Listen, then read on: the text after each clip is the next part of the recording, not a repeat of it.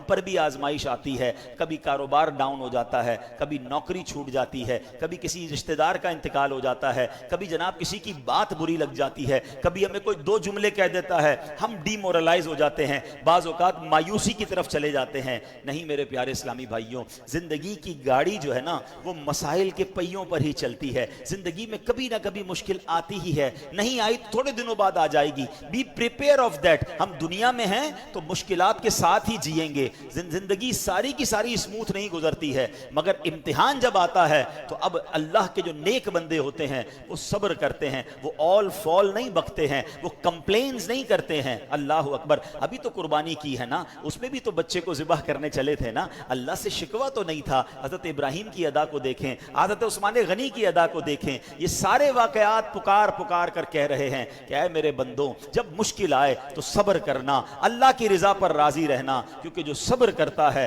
پھر اللہ قرآن میں فرماتا ہے ان اللہ مع الصابرین۔ پھر جب اللہ کی رحمت صبر کرنے والوں کے ساتھ ہو جاتی ہے، ان کے کام آسان ہو جاتے ہیں، ان کے کام بڑے اچھے ہو جاتے ہیں، اور اللہ ان کو اپنی بارگاہ میں بڑے بلند مرتبے عطا فرماتا ہے۔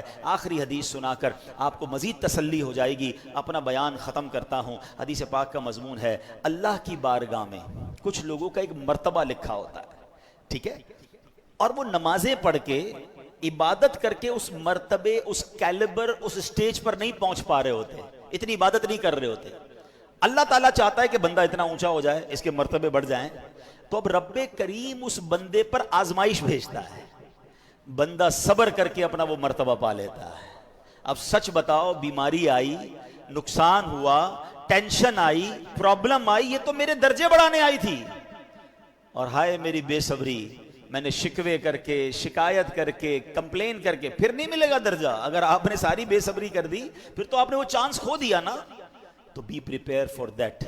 زباں پر شکوے رنجو علم لایا نہیں کرتے، زباں پر شکوے رنجو علم لایا نہیں کرتے، نبی کے نام لیوا غم سے گھبرایا نہیں کرتے۔ ہمت میں رہیں، اللہ کی رضا پر راضی رہیں، اور اللہ سے یہ کہتے رہیں میرے مولا میں تیری رضا پر راضی ہوں، مشکلیں بھی ہیں تو نے عطا کی ہیں، میں راضی ہوں۔ ایک جملہ اور سن لو تاکہ اور ٹینشن ریلیز ہو جائے گی۔ مصیبتیں اور پریشانیاں چھوٹوں کو مٹانے آتی ہیں، بڑوں کو بنانے آتی ہیں۔